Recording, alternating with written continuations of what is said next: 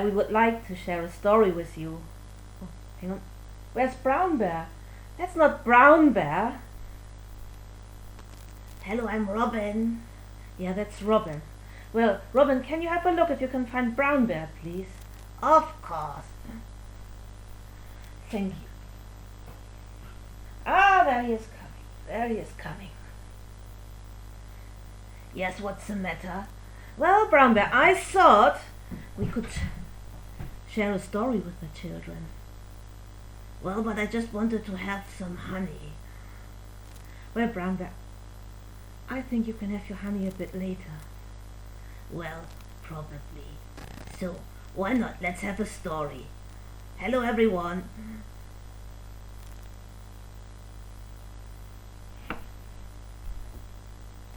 It's story time. Look, listen. It's story time. It's story time. Look, listen. Story time. It's story time.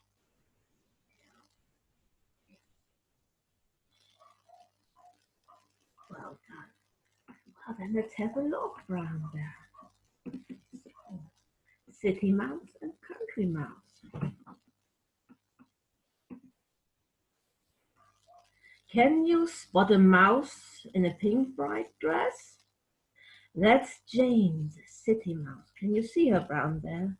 Yes, I see her. Jane enjoys life in the concrete jungle. Her favorite place is the sky deck located on the top of the city's tallest building. Well, you would not like it because you're not good with height. Possibly not that much, but let's see. She is getting on.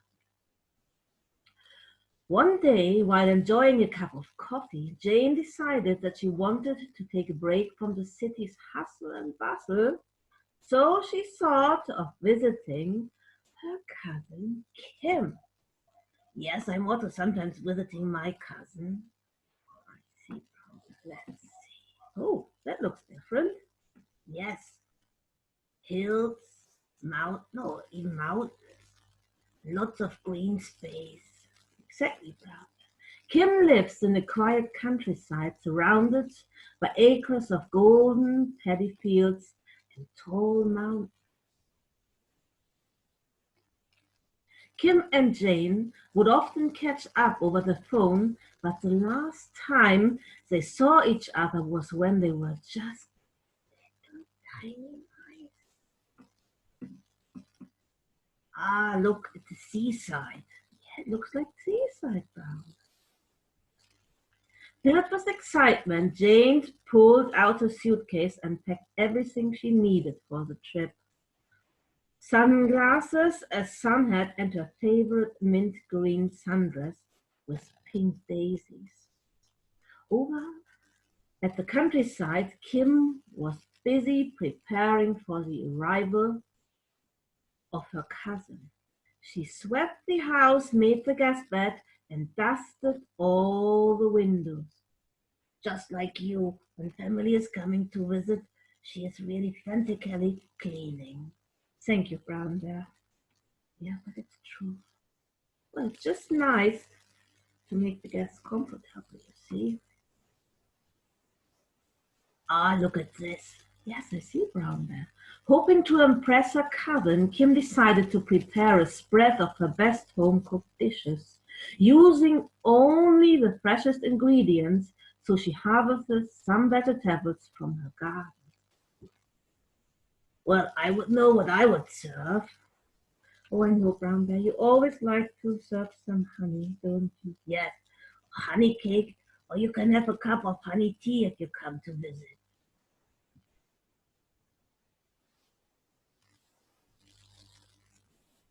The next morning, Kim woke up before sunrise to prepare for the special day. See the little pot, and she is cooking over an open fire. Oh, she has to take care, otherwise she will burn her paws. All right, exhausted, Kim decided to rest. Suddenly, the doorbell rang. Ding dong, or ring ring. How does your doorbell go? It's a good question, Brown Bear. Oh, but the doorbell went. The cousins gave each other a warm, welcoming hug. Jane saw that Kim's house was much smaller than hers, and lunch wasn't the usual for her, too. The dishes looked rather unappetizing, but Jane decided to give it a try. Yeah, and you see in her face, she doesn't look that. She looks a bit like, oh, do I have to? But it's sometimes like that, isn't it, Brown Bear? Well, just put a bit of honey on it and it will be fine. Yeah, this is how Brown Bear likes to solve it, but let's see if she tries. While nibbling, Jane boasted about the city's posh restaurants, dazzling skyscrapers, and magnificent historical monuments. Come with me to the city and you'll see how exciting it is, she told Kim. Intrigued, Kim agreed. Ah, so she goes to visit her, and maybe they are traveling back together now. They might be doing that.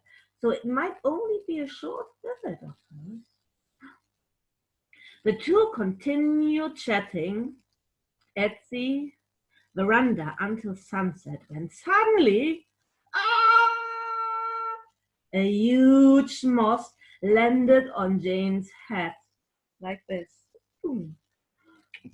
I don't think I like the countryside very much. Life in the city is much more comfortable, said Jane. Wow, she's really scared. Let's see. Oh, that looks like nighttime. Why do you think it's nighttime, Brown Bear? Well, it's dark in the room and I can see the stars.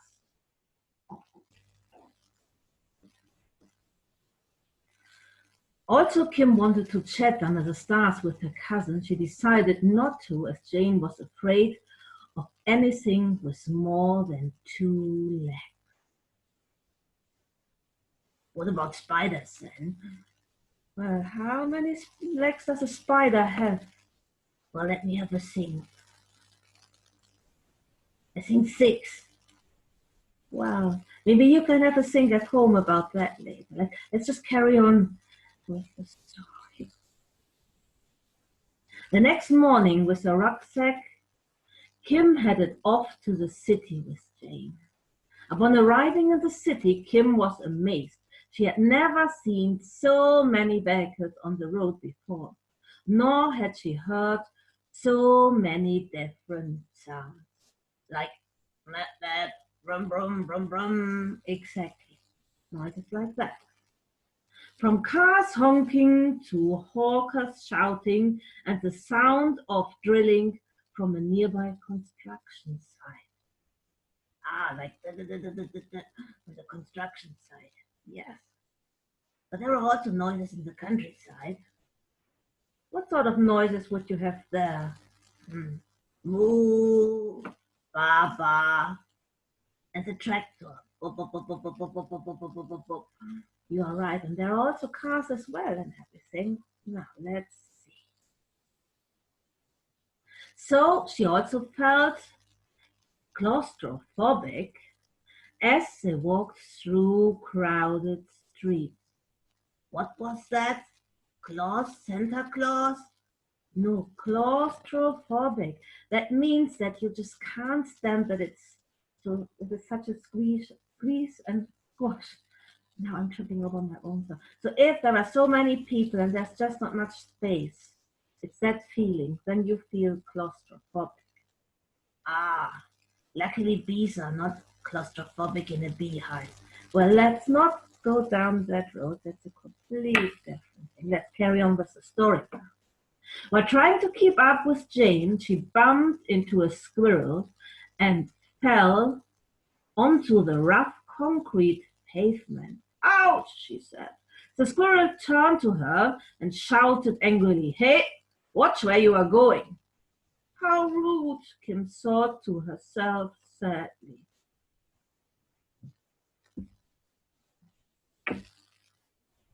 Kim got back on her feet.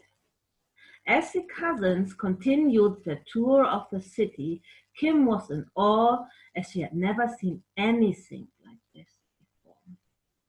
Like skyscrapers, tall buildings, churches, maybe a shopping mall. Yes, maybe the Westgate Shopping Center. Yeah, things like that. Or the town hall. It was getting late and they decided to head to Jane's home. As Kim stood at the pedestrian crossing, she was terrified of the endless stream of traffic. Yes, rum, rum, rum, rum. Is there a button they can press? No, it's a zebra crossing. Jane sensed that Kim was feeling scared, so she took her hand and together they crossed the road. I don't like the city very much, Kim thought to herself. Back in the safety of Jane's lavish home, there was a scrumptious feast fit for a king. Yeah, I can see lots of food on the table. Is there any honey? I can't see any honey, but it looks like dinner brown there, okay? So honey for dinner is not the most sensible thing. Well, we talk about that later, yes, brown. Now, the mice started chatting happily until clap, clink, boom! What is that? Kim asked. Jane let out a loud sigh. My neighbors love watching their television loudly, she replied. Jane and Kim went over to the neighbors and rang the doorbell. The loud noises stopped abruptly. Kim stood behind Jane quietly as she was feeling a little nervous. Let's see what's going to open from there. A giant cat, stood at the front door, annoyed and angry. She shouted rudely, "What do you want?" Jane replied, "My cousin and I are trying to have our dinner. Could you turn the volume down, please?" "Fine," the cat replied, and slammed the door shut. Bang. Wow, that's a lucky escape. Exactly, it was a cat. Kim lost her appetite, and that night she slept with a hungry stomach. She decided to return to the peaceful countryside. Home, sweet home, Kim announced with relief. Also smaller and simpler, she felt much happier at home. Their experience at the countryside and city taught Jane and Kim that also their lives are different. They should be grateful for everything they have. Yes, it's always good to be grateful.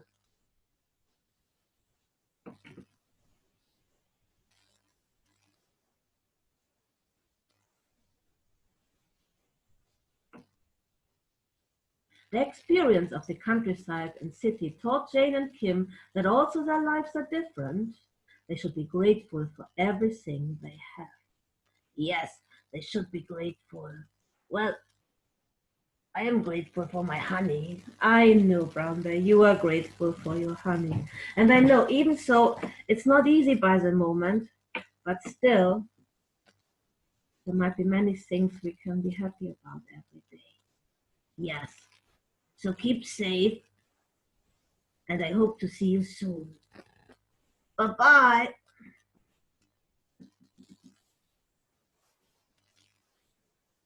That was lovely, Brown Bear. Yes, bye-bye, children.